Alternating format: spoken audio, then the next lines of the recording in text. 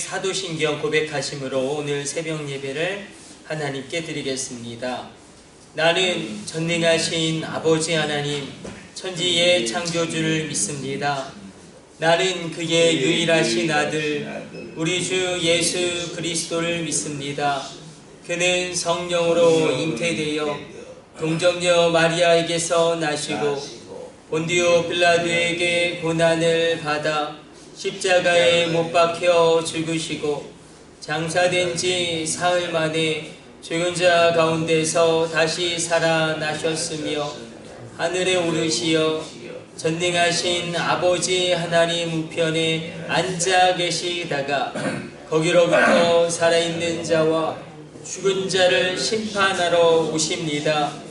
나는 성령을 믿으며 거룩한 공교회와 성도의 교제와 죄를 용서받는 것과 몸의 부활과 영생을 믿습니다. 아멘.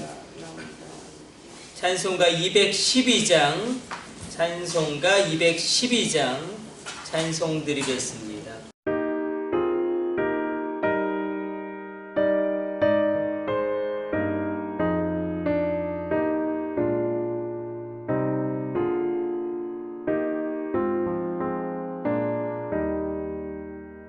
겸손히 주를 섬길 때 괴로운 일이 많으나 구주여 내게 힘주사 잘 감당하게 하소서.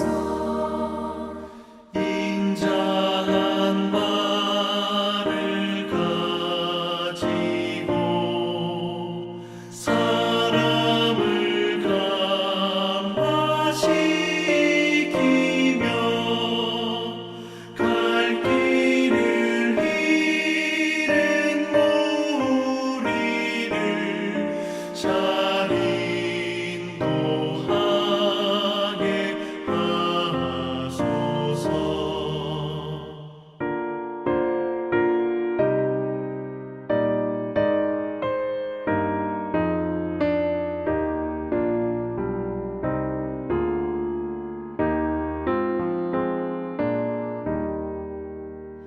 구주의 귀한 인내를 깨달아 알게 하시고 굳건한 믿음 주셔서 늘 승리하게 하소서. 장래의 영광 비추사 소망이 되게 하시며 구주와 함께 살면서 장평강 얻게 하소서. 아멘.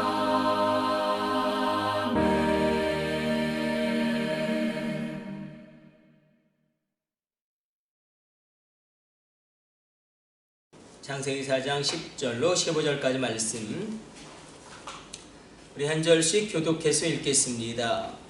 이르시되 내가 무엇을 하였느냐 내 아우의 핏소리가 땅에서부터 내게 호소하느니라. 땅이 그 물을 네 손에 네 아우를 따르는 돌들을 받은 내가 밭을 갈아도 땅이 다시는 그 효력을 내게 주지 아니할 것이요 너는 땅에서 피하며 유리하는 자가 되리라. 가인이 여호와 내 거리 주께서 오늘 이 지면에서 나를 쫓아내시온지 내가 주의 낯을 배웁지 못하리니 내가 땅에서 피하며 유리하는 자가 될지라 물은 나를 만나는 자마다 나를 죽이겠나이다. 여호와께서 그에게 이르시되 그렇지 아니하다.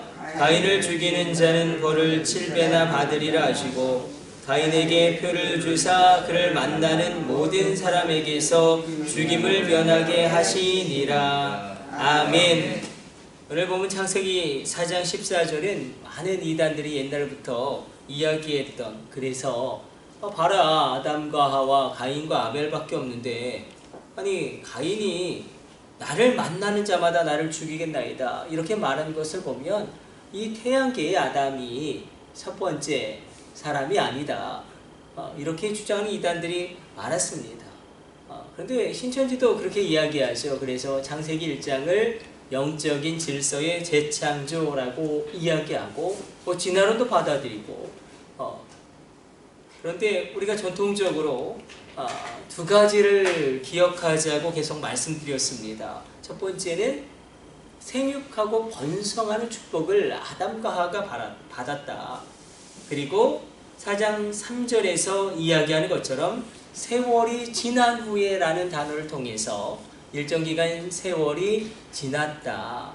그래서 이 땅 가운데 생육하고 번성하는 아담의 축복 가운데, 하와의 축복 가운데 많은 인생들이 살아가고 있었는데, 유독 가인과 아벨이 기록되고 있는 이유를 우리가 성경을 바라볼 때 굉장히 중요한 관점이 구속사적 관점입니다. 모든 인물들이 다 기록되어진 게 아니라 구속사적으로 의미가 있는 사람들이 기록되어지는데, 가인과 아벨이 기록되어진 이유는 그들이 예배드렸기 때문에, 그들이 제사하였기 때문에. 이게 얼마나 중요한지, 이제 예수님의 족보가 형성되어지기 위해서, 또 구속의 족보가 만들어지기 위해서 하나님이 예비하시죠. 그래서 이제 하나님이 셋의 후예들을 통해서, 근데 셋이라는 그 족장의 특징이 있습니다. 바로 예배드리고 제사를 드리죠. 그러므로 가인과 아벨이 기록되어진 중요한 이유는 그들이 예배를 드렸다.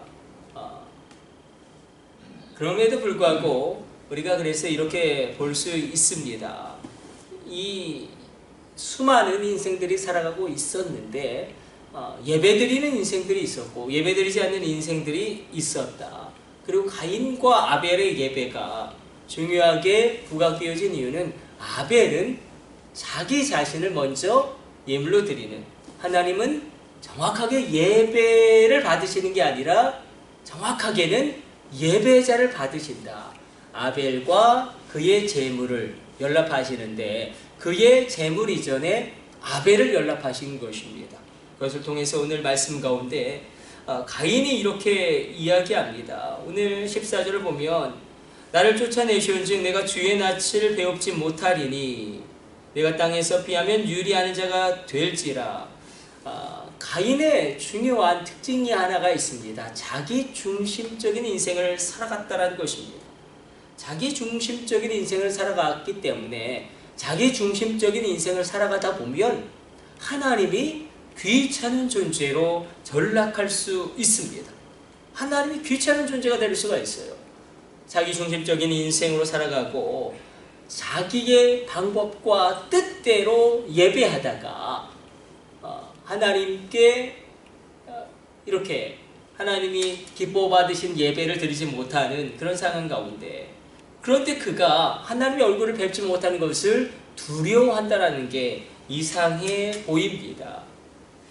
인본주의자들은 하나님을 믿는 것을 하나님께 억압되어지고 어떤 종교적인 하이라키에 갇히게 되고 인간의 참 자유를 상실하는 것이다 라고 주장했습니다. 비틀즈의 멤버였던 존 레넌이 이매진이라는 곡을 써서 많은 사람들에게 영향을 미쳤죠. 이매진의 내용이 무엇이냐면 한번 세상을 상상해 보라라는 것입니다. 국가가 없는 세상, 군대가 없는 세상, 그리고 종교가 없는 세상을 한번 생각해 봐라. 얼마나 평화롭고 아름답고 모든 것이 기쁘겠느냐. 이게 바로 인본주의의 흐름이죠. 하나님을 억압하는, 인간을 억압하고 참 자유를 빼앗는, 그리고 종교에 예속당하는 존 레논 그런 사람들이 늘 있었습니다. 그런데 가인이 하나님의 얼굴을 뵙지 못하는 것을 두려워합니다. 왜냐하면 하나님은 창세기에서 계속 반복되어지는 게 있어요. 생명의 근원입니다. 하나님은 생명의 근원으로 고백되어지고 생명의 근원으로 인정되기를 원하세요. 하나님은 나의 생명의 근원인 줄로 믿습니다. 하나님과 내가 그렇게 연결되어져 있는 거예요. 그 연결고리가 끊어질 때 인간은 본질적으로 두려움을 느끼게 됩니다. 하나님과의 교제가 단절되어질 때 인간은 죽음에 대한 공포를 온전히 감당하지 못하게 됩니다. 모든 사람들은 그래서 죽음을 두려워합니다. 왜냐하면 하나님이 생명의 근원 되신 그분과 끊어져 있는 인생들이기 때문에. 그러나 믿음의 사람들은 하나님께 모든 것을 맡김으로 은혜의 역사를 누리게 되는 것입니다. 오늘 말씀 가운데 하나님이 나의 생명의 근원이 되십니다. 그 고백을 오늘 이 새벽 우리가 말씀을 붙잡고 올려드리기 원하고, 하나님의 풍성하고 왕성한 생명력이 이 새벽 우리 가운데, 여러분 가운데 임하게 되어지는 은혜의 역사 일어나게 되시길 축복해 드립니다. 우리 기도하겠습니다. 하나님 감사합니다. 오늘도 주의 말씀 묵상하였습니다. 하나님을 떠난 인생들은 근본적인 불안과 두려움 가운데 설 수밖에 없습니다. 생명의 근원 되신 하나님을 내가 인정하게 하여 주시고, 오늘 이 새벽에 나의 생명의 근원이 하나님께 있음을 고백하고, 하나님의 왕성한 생명력, 놀라우신 그 풍성하심이 나에게 임하게 하여 주옵소서. 하나님과 내가 연결되어져 있음을, 내가 하나님의 자녀로 십자가의 보혈의 공로로 말미암아 하나님의 놀라운 은혜 가운데 있는 존재임을 기억하게 하여 주옵소서. 이 모든 것을 우리 주 예수님의 이름으로 기도드립니다. 아멘. 주님 가르쳐 주신 기도 올려드립니다. 하늘에 계신 우리 아버지, 아버지의 이름을 거룩하게 하시며 아버지의 나라가 오게 하시며 아버지의 뜻이 하늘에서와 같이 땅에서도 이루어지게 하소서. 오늘 우리에게 일용할 양식을 주시고 우리가 우리에게 잘못한 사람을 용서하여 준 것 같이 우리 죄를 용서하여 주시고 우리를 시험에 빠지지 않게 하시고 악에서 구하소서. 나라와 권능과 영광이 영원히 아버지의 것입니다. 아멘.